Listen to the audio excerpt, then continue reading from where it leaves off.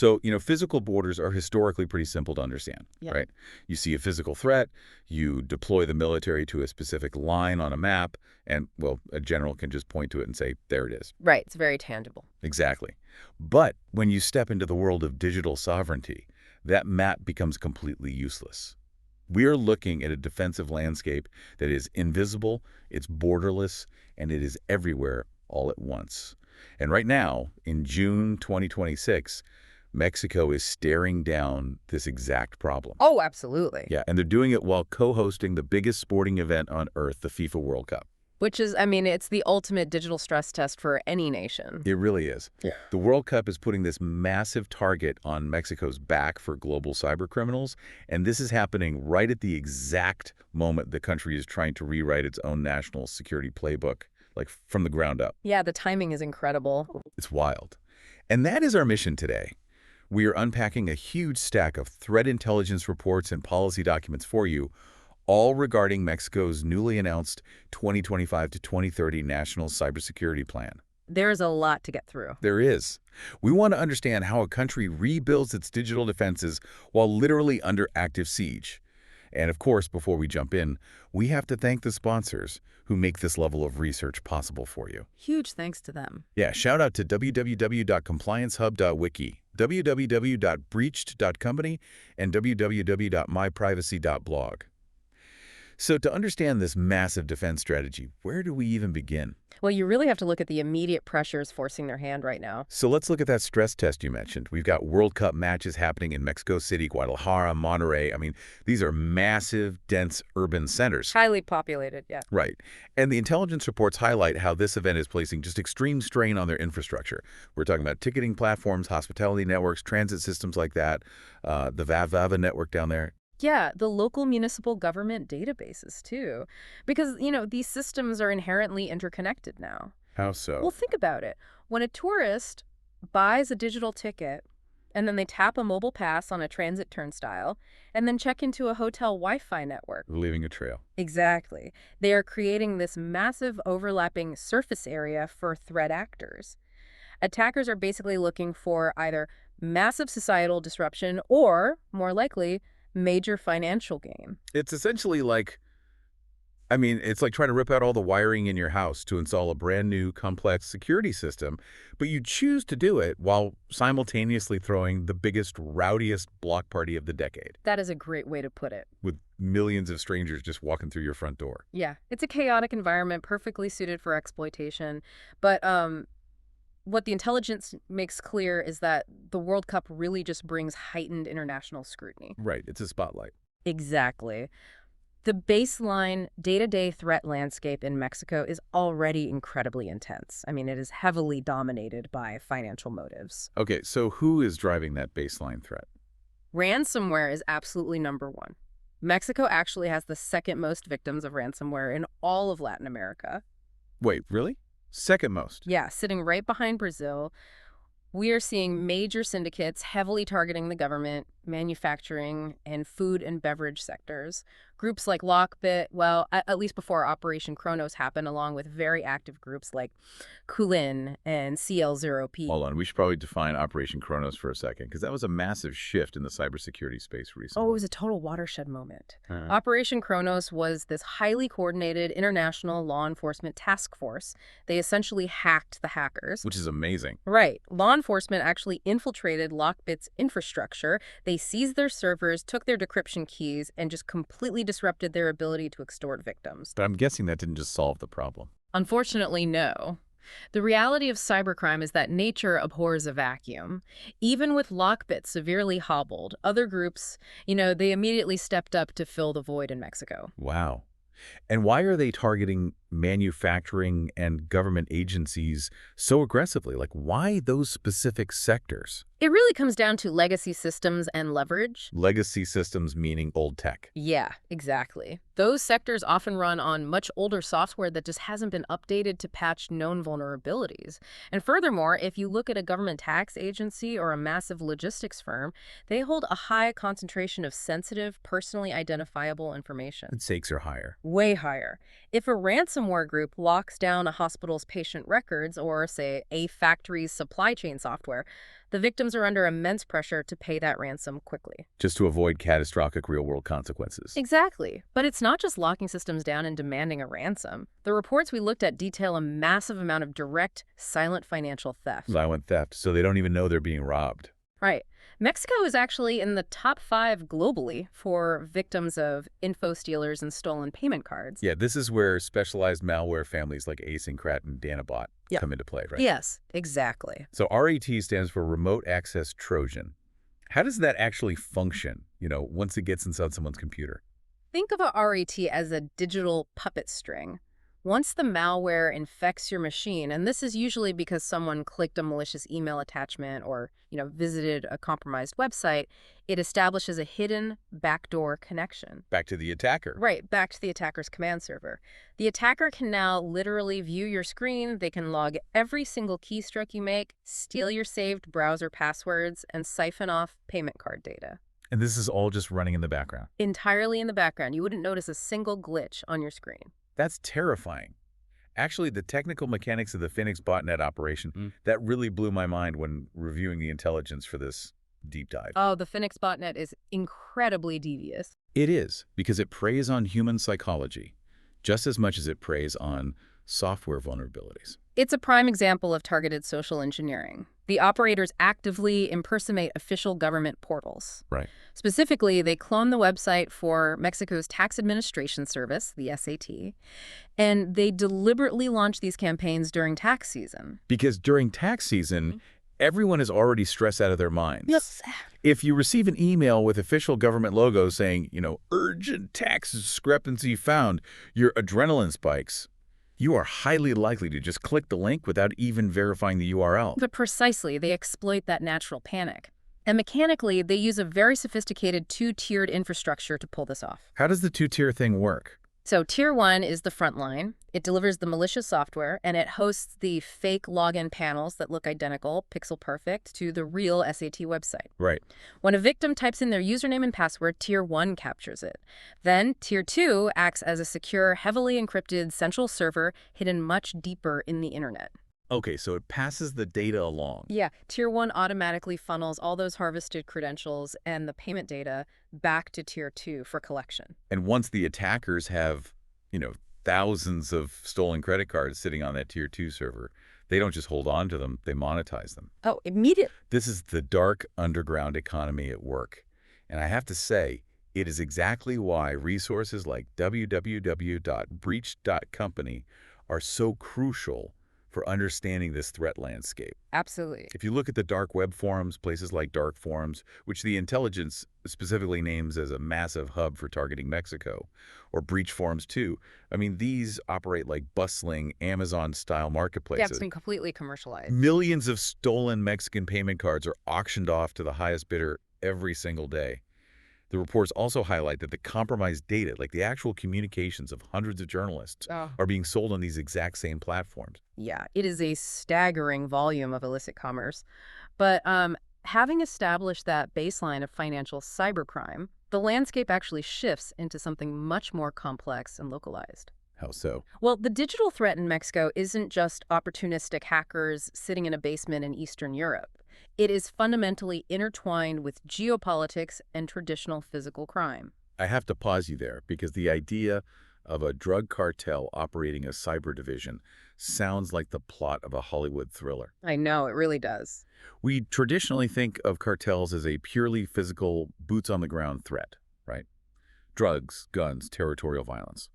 Are you really saying that drug trafficking organizations, groups like the Sinaloa Cartel or the Jalisco New Generation Cartel, are operating as multinational, tech-savvy corporations? The intelligence confirms they are. They're actively leveraging what is known as cybercrime as a service. Cybercrime as a service, okay. Now, to be clear, they aren't necessarily sitting in hidden jungle compounds writing complex malware code from scratch. Right, they aren't software developers. Exactly. Instead, they operate like corporate executives outsourcing a highly technical project. They literally hire specialized freelance hackers on the dark web to deploy targeted surveillance software. To accomplish what, though? primarily to hunt down and track informants, people who are cooperating with law enforcement or sometimes to surveil rival cartel members. Wow. Yeah, they use advanced digital tools to pinpoint physical locations, read encrypted messages, track movement. The digital surveillance is directly used to facilitate physical violence. Using an info stealer to find an informant's GPS coordinates, that is chilling. It's a very dark reality. But their technological integration doesn't stop at surveillance, does it? Because the financial logistics outlined in these reports are even more sophisticated. Oh, the financial side is fascinating. Yeah, Mexican DTOs are heavily leveraging cryptocurrency and Chinese money laundering networks, CMLNs, to clean their illicit drug proceeds. Let's dig into that. Yeah, this is a textbook example of the law of unintended consequences in policymaking. Oh, so. Well, back in 2010, Mexico introduced these really strict anti-money laundering laws.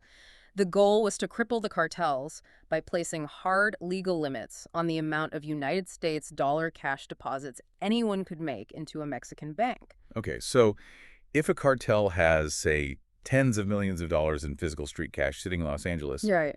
they suddenly can't just drive it across the border and deposit it into a bank in Mexico City. Right. The bank system will automatically reject it. The front door was essentially locked. So to bypass this massive logistical hurdle, the cartels started using a highly complex trade-based system. Facilitated by these Chinese money laundering networks, yes. Okay, walk me through the actual mechanics of this trade-based laundering. How does physical cash in California turn into clean, usable pesos in Sinaloa using networks in China? It sounds impossible. It functions exactly like an international corporate supply chain. So first, a cartel associate has a stockpile of illicit U.S. dollars sitting in the United States. Okay, physical cash. Physical cash. A broker from a Chinese money laundering network takes possession of that physical cash. Right. In exchange for the cash, the broker transfers an equivalent amount of cryptocurrency or makes a digital bank transfer to a legitimate manufacturing company located in China. Wait, so the physical U.S. cash never actually leaves the United States? Exactly. It stays right there in the U.S. underground economy. Okay. Meanwhile, that legitimate Chinese manufacturer, having received the digital funds, ships physical, high-value goods, think massive shipping containers of electronics, textiles, clothing. They ship it across the ocean to a cartel-affiliated retail business in Mexico. I see where this is going. And then the cartel-affiliated business simply sells those physical iPads and clothes on the open market in Mexico. Yes. And the revenue generated from those legal, everyday retail sales is clean, local Mexican pesos. It is an almost perfectly closed loop of international trade. That is insane. They bypass the banking restrictions on U.S. dollars entirely by turning the money into consumer goods, shipping it across the ocean, and liquidating it into pesos. And the cryptocurrency. The cryptocurrency just serves as the untraceable digital bridge between the broker in the U.S. and the factory in China. That level of logistical brilliance is just staggering. And it really highlights why digital privacy isn't just a luxury for everyday citizens in this region, It's literally a matter of physical safety. Without a doubt. If you are a journalist, an activist, or a potential informant, you are up against organized crime syndicates running advanced multinational digital operations. It is exactly why relying on comprehensive privacy resources like our sponsor www.myprivacy.blog is absolutely vital. You have to understand how to shield your digital footprint when the adversaries are this well-funded and motivated. And incredibly, organized crime is still just one facet of the Hydra Mexico is fighting right now. There's more. Oh, yeah. The intelligence also heavily focuses on ideologically driven hacktivism and state-sponsored espionage. Okay, let's look at the hacktivism. These are groups breaching systems for a political cause rather than financial gain, right? Yes, exactly. The sources detail groups like the Cronus team, which they actually recently merged with another group called the Mexican Mafia team. What do they actually do? Their primary tactic is web defacement. That's essentially hacking into a website's backend and completely replacing the homepage with their own logo, propaganda, or political messaging. Like a digital billboard takeover. Exactly. And they pair this with publishing massive data leaks, specifically to embarrass government institutions and hijack media attention. But the most significant event mentioned in the reports is the Guacamaya group.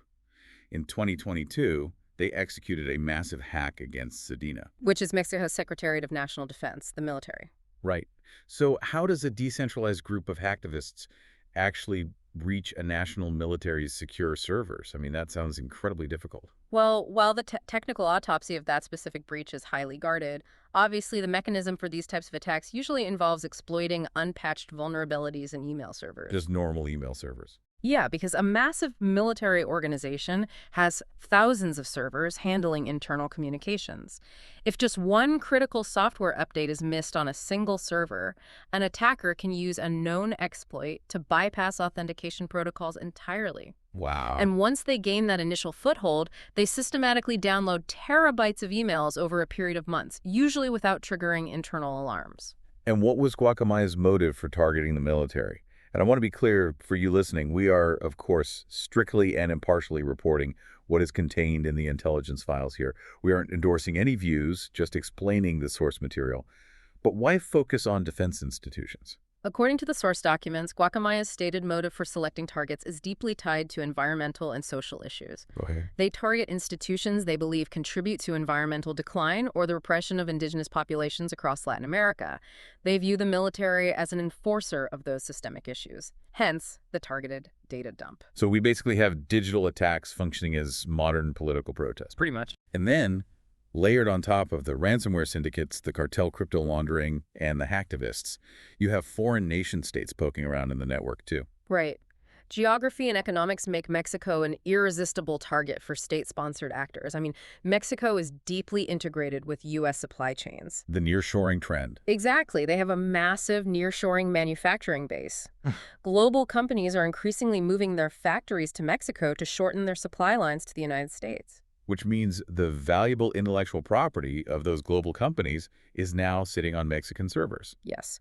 And we see Chinese state-sponsored groups, specifically one designated as Tag 141, deploying customized malware against Mexican universities and telecommunications infrastructure. To steal data. The primary goal there is pure corporate espionage. They are stealing valuable intellectual property, advanced research, and telecommunications routing data. The reports also mention North Korea operating in the region. That one surprised me. North Korea utilizes a completely different tactic. They run remote IT worker schemes. How does that work? They essentially use stolen identities to get North Korean operatives hired as remote, freelance software developers at Western and Latin American companies. Seriously. Yeah. They just get hired as normal employees. Yeah, and they collect the tech industry salaries to generate illicit revenue for Pyongyang. And occasionally, they use their privileged internal access to map the company's network for future attacks. Okay, if I am the Mexican government, this is an absolute nightmare scenario. You have ransomware locking up infrastructure, cartels laundering money via global electronics shipments, hacktivists leaking military emails by the terabyte, and foreign spies siphoning off intellectual property. It is overwhelming. A fragmented agency-by-agency defense obviously isn't working. So how are they fundamentally redesigning their approach to actually fight back? Well, this brings us to the core of the Sheinbaum administration's 2025 to 2030 National Cybersecurity Plan. Right, the master plan. Instead of just reacting to individual breaches, they are attempting a multi-year structural overhaul designed to solve specific systemic vulnerabilities. Let's break down how this roadmap actually tackles the massive problems we just discussed. The first major problem is isolation. Cybersecurity cannot be done in a vacuum. So in their 2025 foundation phase, they focused heavily on international framework integration. Okay, what does that look like in practice? They formally joined the LAC4, the Latin America and Caribbean Cyber Competence Center, and they signed a memorandum of understanding to share real-time threat intelligence with Brazil. That makes total sense. It's realizing that if a ransomware group is deploying a new tactic in Brazil today, they will likely target Mexico tomorrow. You absolutely need a shared early warning system across borders. Precisely. The next massive problem is visibility. Right now, in the 2026 expansion phase, the intelligence indicates they are pushing a sweeping general cybersecurity law and building a National Center for Cybersecurity Operations, or a CSOC. CSOC. What exactly does a CSOC do mechanically for a government? Think of it as a central nervous system for the nation's digital infrastructure. Yeah. Historically, the Department of Transportation and, say, the Ministry of Health, they would monitor their own networks blindly, completely separate from each other. Right, isolated silos. Exactly. A CSOC changes that.